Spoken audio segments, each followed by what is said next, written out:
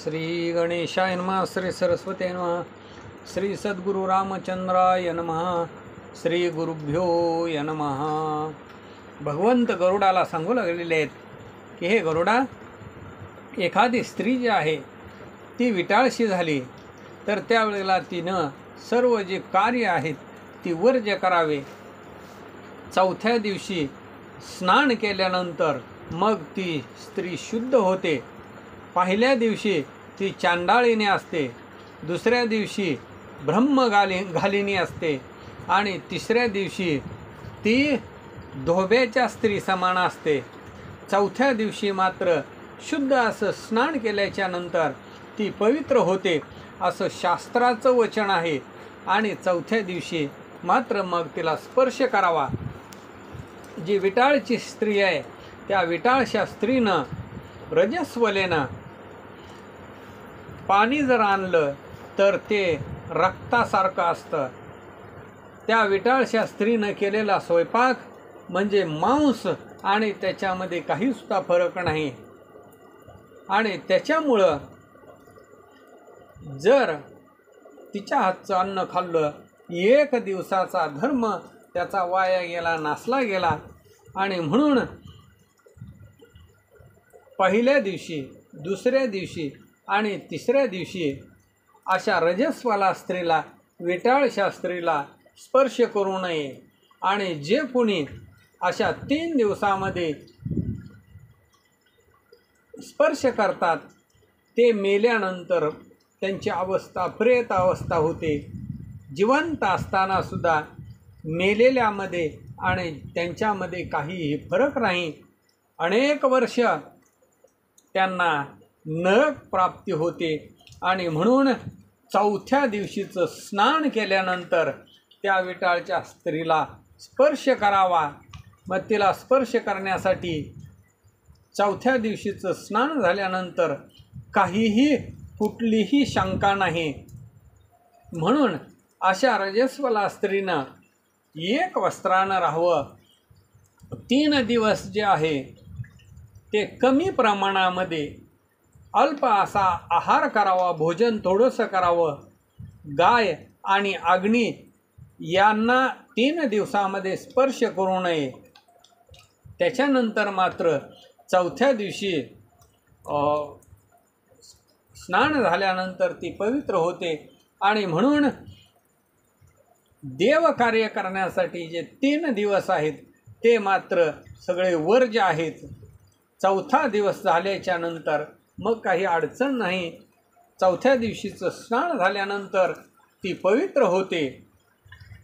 जर एखाद्या स्त्रीला 17 दिवसाच्या आतमध्येच पुन्हा परत ती रजस्वाला झाली तर मग मात्र तिला कुठलाही दोष नाही. एकाच जातीमधल्या, एकाच पंथामधल्या 2 विटाळशा स्त्रिया, त्या दोन्ही विटाळशा स्त्रियांनी जर एकमेकीला स्पर्श केला तरीसुद्धा त्या दोन्ही स्त्रियांनी 1 दिवस, 2 दिवस, 3 दिवस असा क्रमानं उपवास करावा. अन्नप्राशनापासून ते असणारं चौल कर्मापर्यंत म्हणजे सगळं वर्ज्य. याच दिवसामध्ये जर 3 वर्षाच्या आतला लहान मुलगा असेल तर त्यानं त्या विटाळशा स्त्रीला, रजस्वाला स्त्रीला स्पर्श केला तरीसुद्धा त्याचा काही त्याला दोष लागत नाही. मात्र त्या मुलानं एकदा नुसतं आचमन केलं तरीसुद्धा ते मूल शुद्ध आणि पवित्र होतं. आणि म्हणून एखादी स्त्री जर समजा तिला काही आजार झालेला असेल किंवा विशेष कार्य असेल किंवा काही व्याकुळ झालेली असेल तर मात्र मग तिला काय करावं, चौथ्या दिवशी असणारा स्नान करून तिला स्पर्श करावा. आणि मग प्रत्येक स्नान केल्यानंतर आचमन करावं असं सांगितलं गेलेलं आहे. आणि मग ते ओलं जे वस्त्र आहे त्या वस्त्राचा त्याग करावा. अशा पद्धतीनं त्याच्यानंतर शक्तीनुसार यथाशक्ती दान द्यावं असं सांगितलं गेलेलं आहे. एखादी असणारी रजस्वला स्त्री आहे आणि त्या रजस्वली स्त्रीचा दैवाच्या योगे करून असणारा पती मरण पावला आणि तिला जर सहगमन करायचं असेल तर तरीसुद्धा त्या स्त्रीची असणारी शुद्धी करावी. मग विद्युक्त प्रकार करून पतीबरोबर सहगमन करावं. ज्याच्या कुळामध्ये ब्रह्मचारीनं मरण पावला आहे त्या कुळामध्ये त्याचा जो असणारा मुलगा आहे त्या मुलानं सर्व असणारं अर्धोदोही कर्म करावं. म्हणजे ज्या योगे करून पिशाच ग्रहाची बाधा त्याला बाधली जाणार नाही. तो पिंपळावरती बिडार करणार नाही. ज्याच्या वंशामध्ये अशा पद्धतीनं विधियुक्त पूजा पूर्ण करावी, दान द्यावं. अनेक वेगवेगळी जी वस्त्र आहेत, पादुका आहेत, छत्री आहे, गोपीचंद आहेत, फुलं आहेत, ती दान करावी. अंतिम समय जवळ आल्याच्या नंतर किंवा मरण काळ प्राप्त झाल्याच्या नंतर ज्यानं 6 वर्षाचं प्रायश्चित्त आचरण केलं गेलेलं आहे असा ब्रह्मचारी ब्राह्मण आहे, त्याला नवीन असणारी लंगोटी द्यावी.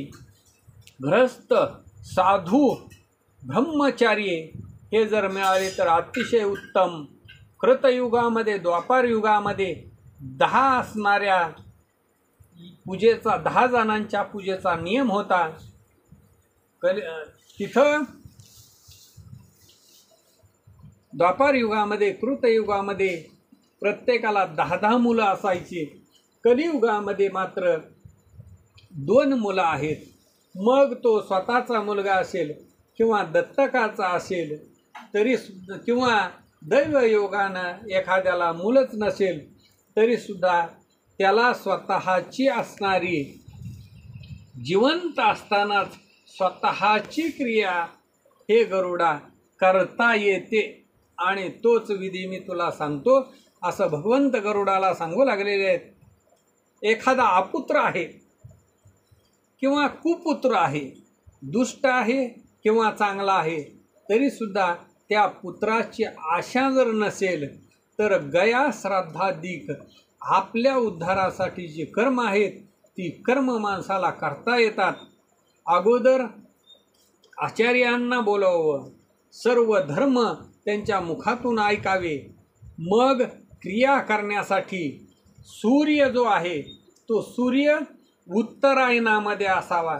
सूर्याचं उत्तरायण चालू झालेलं असावं, अथवा श्रावण महिना असेल किंवा कार्तिक महिना असेल.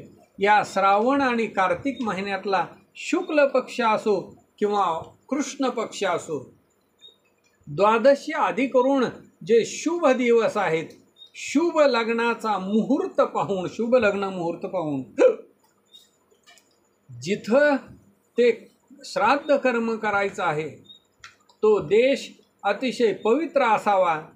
मग ब्राह्मणांना तिथं बोलावून जपादी करून अनेक दानं, अपाराशी दानं त्यांना द्यावी. त्याच्यानंतर स्वतःचं जे शरीर आहे ते स्वतःचं शरीर शुद्ध करून घ्यावं. शुभ नक्षत्र असेल, पुण्य दिवस असेल त्यावेळेला गृहदेवांची पूजा करावी आणि अशा पद्धतीनं विधी प्रकार करून प्रायश्चित्ताच्या योगे करून त्या ब्राह्मणांची आज्ञा घ्यावी. मी वृक्ष सर्ग करतो आहे, माझ्या स्वतःच्या या देहाला पिशाच योनीमधून सोडवण्यासाठी हे मी अर्धद्वैहिक जे कर्म आहे ते सर्व कर्म करतो आहे. त्याचं फल मला प्राप्त व्हावं. पराधीनत्व मुक्तीसाठी मी शास्त्राप्रमाणे जिवंत असतानाच मृत्यूनंतरचं जे कर्म करायचं आहे ते सर्व कर्म मी करू लागलेलो आहे.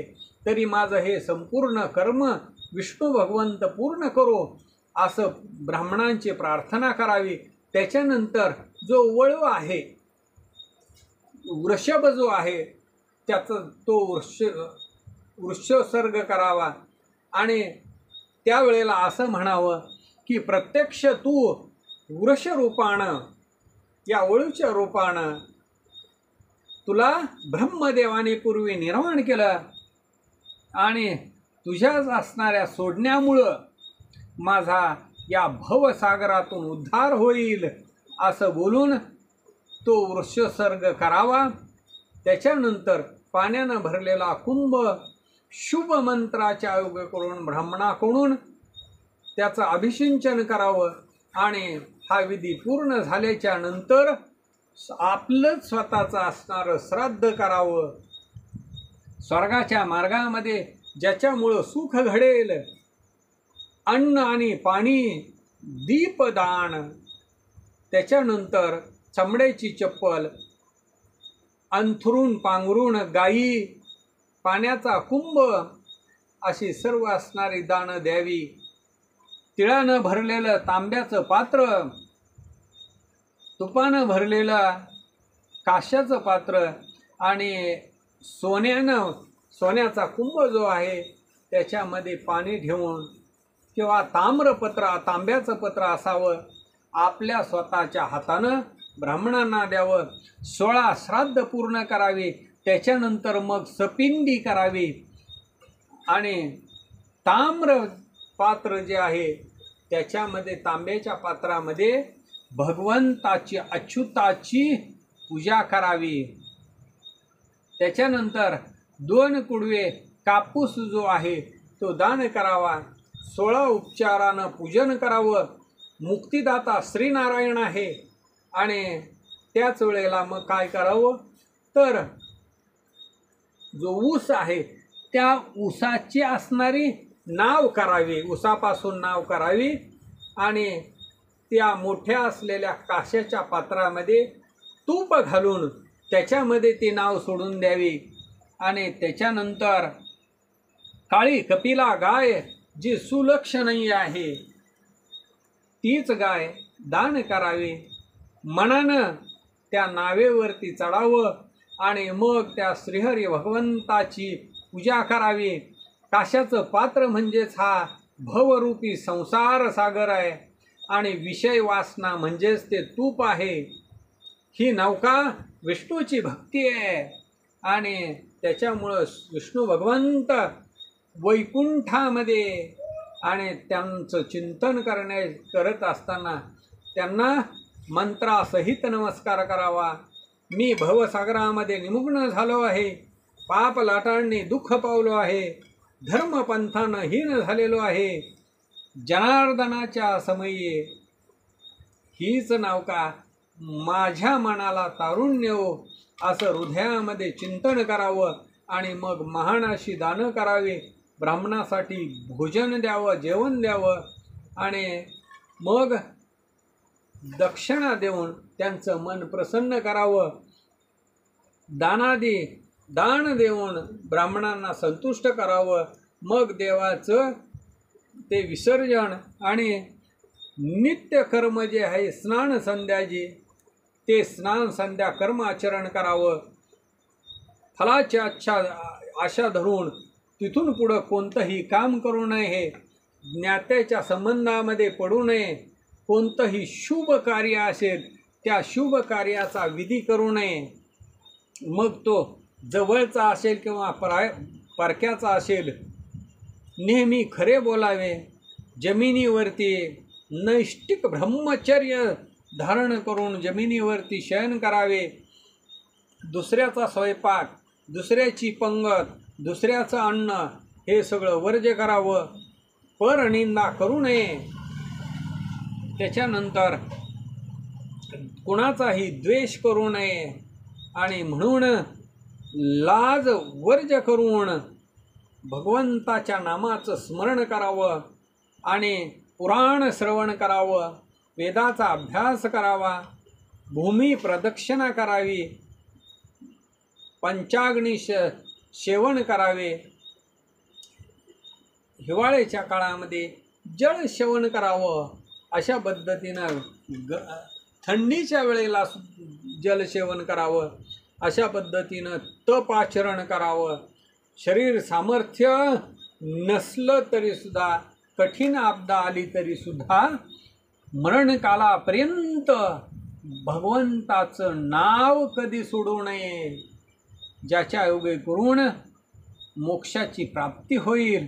चुकीच्या कामाचा जो ढीग आहे तो सोडून देऊन नामस्मरणामध्ये लीन व्हावं, असं या 16व्या अध्यायामध्ये रजस्वला विधी म्हणजे विठ्ठल शास्त्रीचा आणि जिवंत ज्या क्रिया करायची आहे ती 2 विधानं गरुडाला श्री भगवंतांनी सांगितली. तेच तात्पर्य सूत महाराजांनी शौनकादिक ऋषींना नैमिषारण्यामध्ये सांगितलं गेलेलं आहे. आणि तेच आपणा साधू सज्जनांना प्राकृत भाषेमधून माधव कविकर्त्यांनी महादेवाच्या कृपेनं सांगितलं. इथे श्री गरुड पुराणे प्रेतकल्पे गरुड नारायण संवादे रजस्वला धर्म जीव क्रिया निरूपणम नाम षोडशोऽध्याय. श्रीकृष्णार्पणमस्तु.